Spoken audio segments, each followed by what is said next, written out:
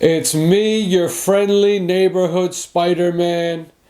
GOCARLO. What's up, everyone? We're here for the review of the new series on Disney Plus. So let's get into it. Okay, before we even get started, the artwork. It's straight out the original comic books, but the story actually takes place in the modern era. And before we even get into the series, this series is going back to, how Spider-Man got started.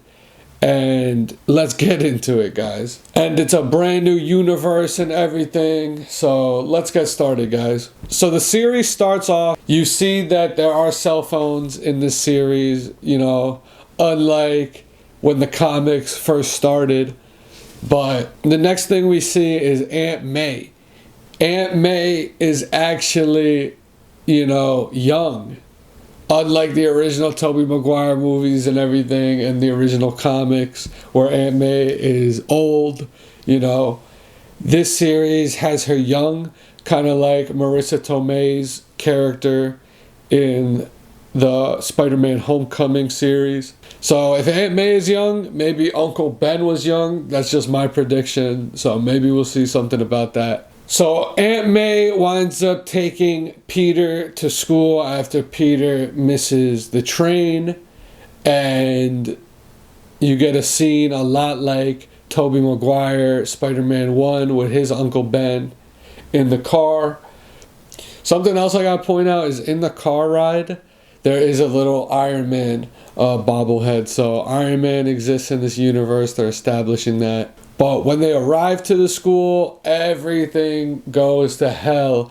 A Doctor Strange portal opens up and an alien symbiote pops through. Because that's what they call it in the end credits, is an alien symbiote. It looks a lot like Venom. For normal watchers, they're going to think, oh, that was like a Venom creature. But the series starts off with a bang. Because this whole scene with the battle as soon as we get to the school between the alien symbiote and we get to see Doctor Strange, who actually looks kind of old school. He's got a unique design, kind of like the early comics. And this whole series is like the comics come to life. But one thing that they do is they actually use this transition that's a lot like how I can explain it is the Ultimate Spider-Man games on PS2 and Xbox. So what happens is they use this comic book transition where they jump from one panel to the other, and it's a good transition. But if you guys have played the game before, you might have recognized that. So what happens next is a spider actually crawls through the portal and it lands on Peter Parker, and in all the confusion, the alien symbiote, goes to one of the students. And Peter Parker protects the student. So this is how they introduce who the student is. But don't worry, Doctor Strange saves the day. Because at this point, Peter does not have his powers until Doctor Strange saves the day.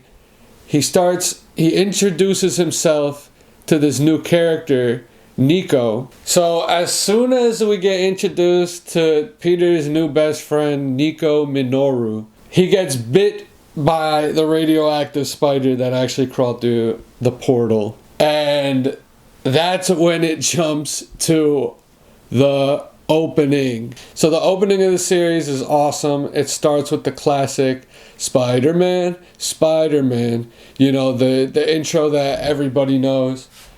But then it actually turns into a rap, and just the animation that goes along with it, it's awesome. After the intro, it actually fast forwards. It tells us that we're a month in the future. So at this point, Spider-Man already has his powers. He already has his suit. So hopefully more will be explained on that. Alright, so let me explain a couple of things. Going into, before you even watch the series, some of the questions are, how does he get his powers? What are his powers going to be? Does he have organic webs or does he have web cartridges? And it's at this point that we get to see the new spider suit, and it's unique. You know, he has a tank on his back. He's got web shooters with wires attached. And, you know, at first I didn't like, you know, the suit. But now that the series is out, it's warmed up to me because it's kind of like, what would you wear if you were Spider-Man? So this is very like, you know, he's wearing a jersey. It's a cool suit. It's a comfortable suit. I want to use it in the video games now, in the PS5 game and everything. I want to use it. Alright, so next we get introduced to an important character in any Spider-Man universe. It's Harry Osborn. And he's getting chased by some bullies. Spider-Man saves him. And there's a lot of funny scenes here. But what happens is the bullies catch up to him. And what's the worst thing that they could do? Spider-Man is always trying to be made to look bad. You know, they're always trying to make Spider-Man look bad. So what could they do nowadays? They put him on live. And they're trying to make him look bad. They were on Instagram Live. You name it. And he you know, he beats the bullies up. You know, he gets rid of them. And even then, there's a lot of humor. Harry Osborn asks him, do you got Venmo? And even after everything, Spider-Man is still on the live stream trying to clear his name. Alright, so next we cut to a scene of Nico and Peter, and we get introduced to another character named Pearl, who Peter explains used to be his babysitter, and apparently he had a babysitter for a long time. Thanks, Aunt May. Peter's always had a crush on her, is the moral of the story. And Nico says, ask her out before I do. Next scene, Peter is about to walk up to his crush, and Nico pulls him to the side and stops him. And right when we get introduced to a new character, alright, so Peter gets pulled away. At the exact moment we get introduced to a new character, Lonnie Lincoln. And he's kind of like the Flash Thompson character. Well, that's what you would expect, but you'll see what happens. So what happens is Peter's in science class and he can't believe that his crush has a new boyfriend. And at that exact moment, they're in science class and they have to come up with partners. And who do you expect but this new character, Lonnie Lincoln, the boyfriend of Peter Parker's crush, Pearl.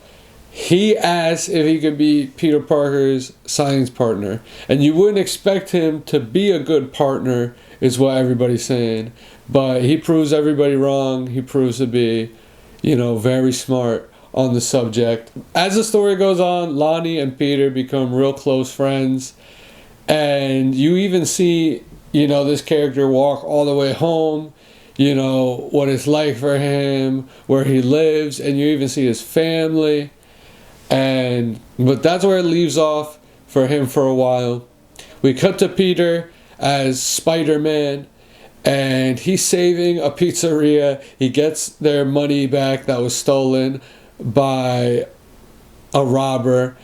But Spider-Man pleads, you know, to go easy on, you know, the criminal because they were having a bad time. They were down on their luck.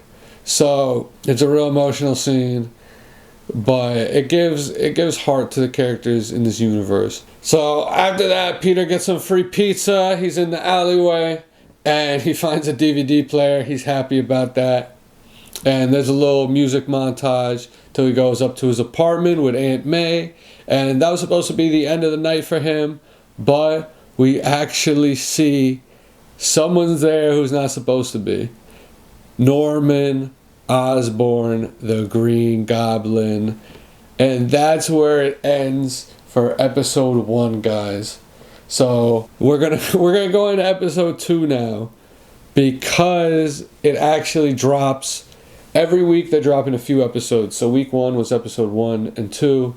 And next week, I think, is going to be 3 episodes. And remember, guys, the artwork and the animation throughout, it's such a good blend between this almost 2D style of 3D and the outlines, the cell shading, everything. The way that this is animated and the story, it's so good. So the next episode begins and we have to find out why Norman Osborn is there.